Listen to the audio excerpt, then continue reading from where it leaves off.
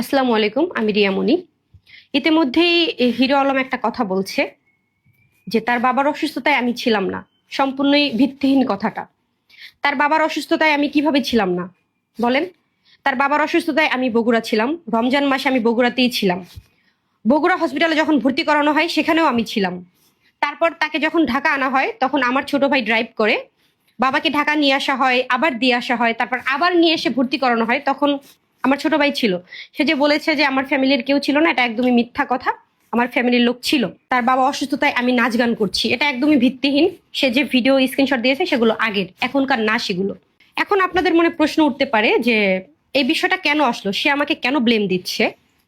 সেটার কারণ তো অবশ্যই আছে, সে কারণটা আমি এখন বলতে চাচ্ছি না পাবলিকলি, কিন্তু বলবো। যখন আমার মনে হবে যে বলতে হবে তখন আমি সকল সাক্ষী প্রমাণ নিয়ে আমি বলবো। সে বলছে যে তার বাবার মৃত্যু হওয়ার পরও আমি তাকে দেখতে যাইনি। তার বাবার মৃত্যু হওয়ার পর যখনই আমি জানতে পারলাম তখনই আমার ছোট ভাই তাকে কল দিয়েছে। সে সরাসরি আমাকে হুমকি দিয়েছে আমার ছোট ভাইয়ের মাধ্যমে। তাকে বলেছে যদি আমি সেখানে যাই আমাকে সে মেরে ফেলবে। তো বুঝতেই তো পারছেন, একটা মানুষ যেখানে আহ মারা গিয়েছে সেখানে আমি গিয়ে আসলে আরেকটা ঝামেলা করতে চাইনি বিধায় আমি যাইনি।